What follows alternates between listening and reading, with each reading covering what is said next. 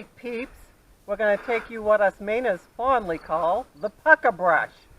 You will find out why we call it the pucker brush up in the back 40 where you cannot walk into the jungle. It's a long walk. These people that lived up here probably were settled here in the early 1800s. One family lived here, and we're going to try to show you their cellar hole. Yeah, their name was Ricker, and if you go on our website, you will be able to read more about them. I have the deeds up. It was a David Ricker, the father. He had a son, David Ricker, which was a reverend. So it went from the father to the son, and then he sold it to his son George. His son George got sick. He gave it to his wife for $1. Then George died, and they sold it back to David Jr., and then it went to Ephraim. Then it went to his son-in-law Ephraim. And then Ephraim and his wife, they both got sick. They died within a month. Yeah. And then they had, like, they'd call it kind of like a fire sale. The parents ended up buying the Homestead house and moving it to their place, repurposing it. And then whatever was left of the remainder of their belongings, people would just come up and have an auction. And this is one of those places that, not a place we like to come, and you will see why. One of those places that you kind of get a uneasy feeling from. Maybe like you feel like there's unsettled business. There was a lot of unhappiness up here. And somewhere up on this property there was the original burying ground, and they took, in later years, took these people who are buried up here and took them down to the town cemetery. But some of them are missing. Yeah. As we were saying about the cemetery, they had a family cemetery up here, and some of the people did get moved, but there are some missing people. A couple of children. The mother and father, the original owners of the Ricker farm. And the practice back in the day is when they had a child that died, they might just take them out back, bury them under an apple tree or a lilac tree. And there are lilacs up here that are huge and beautiful. Yeah. We come up in the spring, there's some beautiful lilacs and snowbush. Yeah, snowball bush. Yeah. Yep. Alrighty, let's head along. Okay, we are on our way to the Homestead. This is not bad traveling right now, but you will see how bad it will get. Yes, we're about to enter the sumac jungle.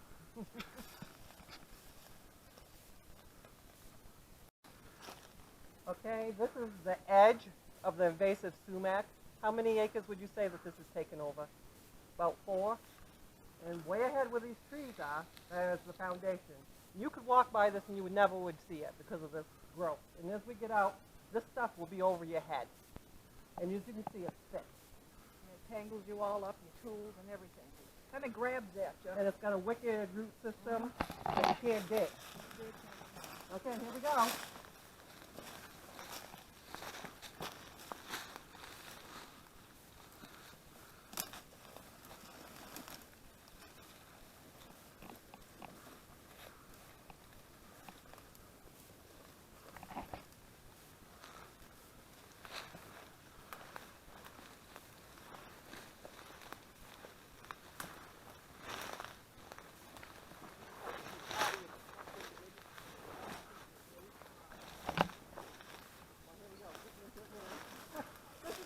Good pictures.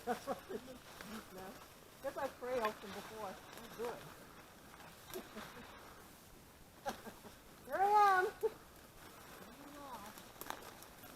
Here I am, honey. I'm in here. Oh, dear. This is like the worst place ever. This is the worst place. Follow me, sister. I'm coming. This doesn't get any better, does it? No, it doesn't. It's only getting taller. Anything can hide in here. Yeah, anything. Anything. Any wild animals. Moose in here and we didn't see it. I don't think you'd be that stupid. No, I don't. Just I don't. Okay. Nothing in here for them to eat for food. Trying to see where I'm going.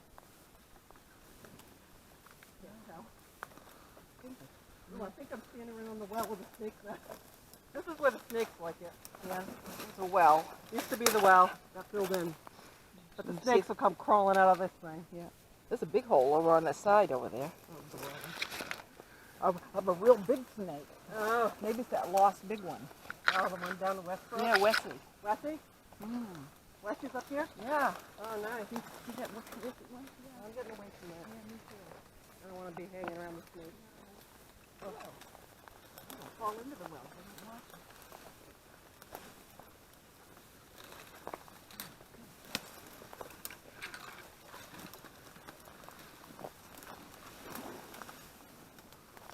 Kind of brittle.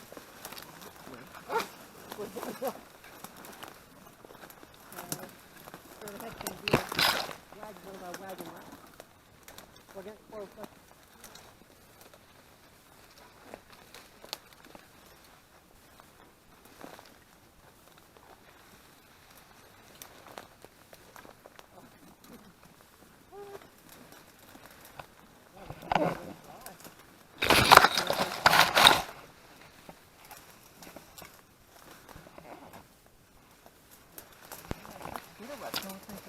You got anything growing in it. It's kind of easier to make a path to get through.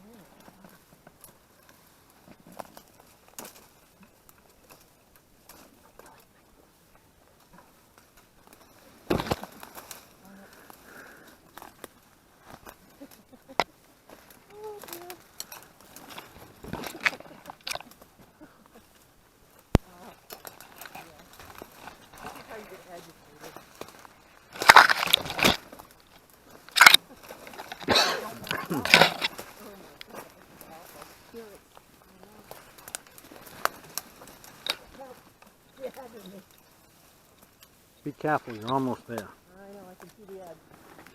Just trying to come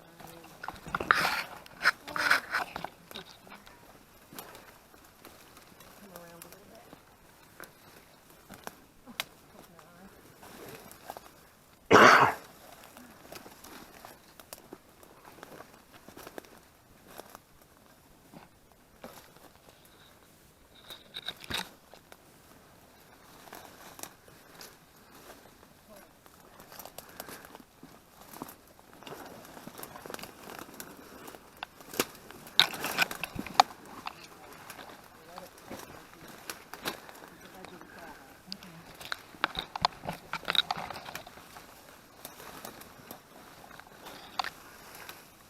Cut over a little to the right there. You'll probably be in that little side room. Yep.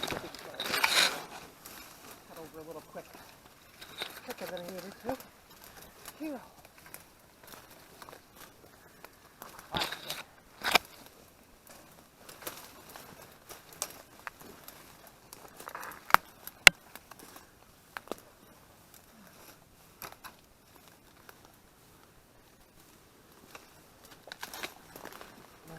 Stuck in a tree here.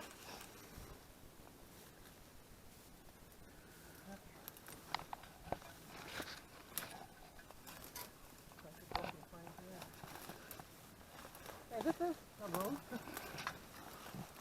This is a room. You can believe it or not. Over here, looks like it might have been a fireplace. A little bit of fireplace. Lots of bricks. Lots of bricks and actually, Maybe a summer kitchen. yep, right down here, I have a door that I found up there. This is an old door. It does say Portland on it, which probably, can't tell what it says on the top. But it would have been probably maybe like a bread oven, beehive oven. You get pieces of Yeah, and glass this piece interested me because these guys up here seem to be really, really frugal. And this looked to be like an old fry pan. But as you can see on the back, they got this little thing where they'd patched it back together with the rest of it to try to use it for something. Frugality. Use it until it wears out.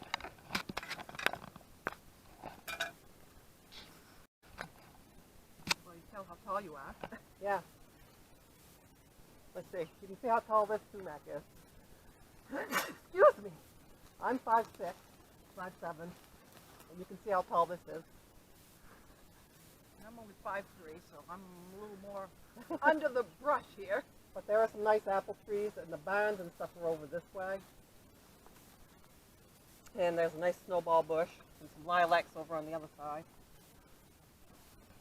All right, we'll go down into the cellar hole and show you what that looks like. Okay, we're coming up from this upper room. We're going to be coming down into the cellar. The cellar would have been in the main house. Yep, and this would be where they would store their winter fruits and veggies. Watch out, that rock tipping.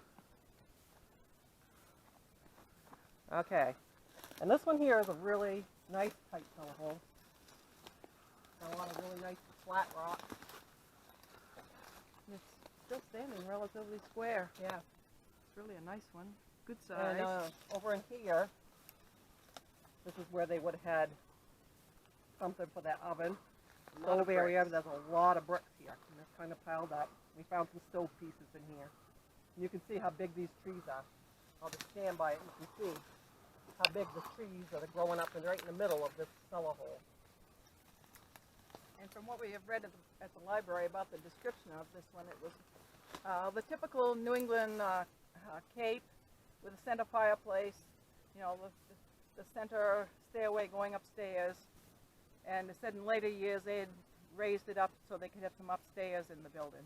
And they kind of discovered this when they were repurposing and taking the building down.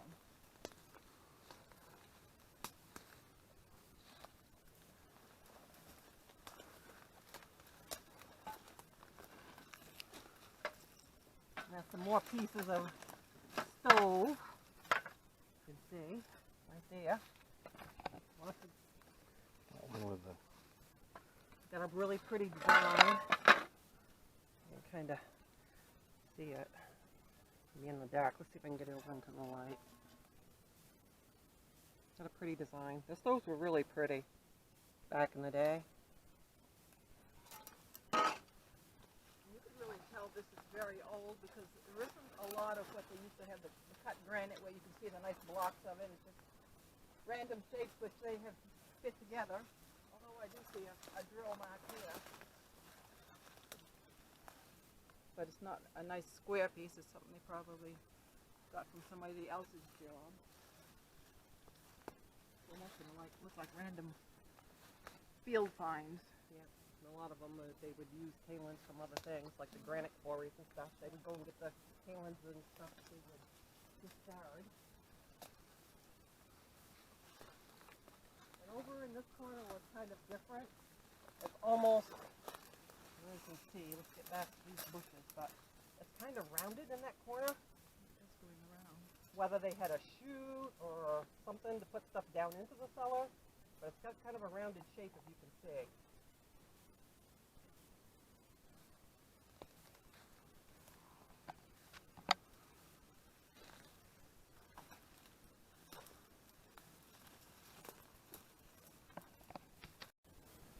But after you're up here for a while, you just feel agitated. Yeah, That is about what you can say. Yeah, you want to get out of here. You don't want to be here. It's just one of those places, it's just like you don't want to stay. And I'm sure as long as people lived here, which was nearly 100 years, same family, there is stuff here, but you just can't get at it. You can't get under the sumacs. It's just, it's impossible. So we try to get out away on the outer edges to see if we can find anything. Okay, this is where at the top you can peek down and kind of get a glimpse of where we were, down in the cellar hole. Those are those big trees. You can just look all around, see the overgrowth. Then we're going to head down this way and see if we can make our way down to the barn. We're down in the road. Headed to the barn. Heading to the barn. Still forcing their way through. Hot and sticky. Still more sumac everywhere you look. Yep. It's like one of those bad fairy tales when the Yeah. castle got overtaken I by wonder the why they've jungle. never planted it up here. No, it's I'll just, never understand. Here's a couple of pieces of old plow points that we found on earlier detections. Too heavy to lug out of here, but I thought you all might like to look at them. Kind of heavy pieces of old iron. Would have broken a lot of them on this rocky soil.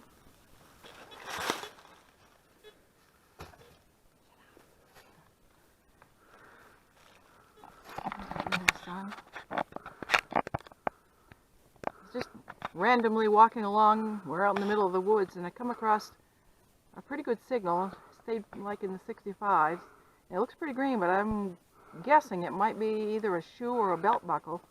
Probably shoe buckle, wouldn't you think? It's very, very thin.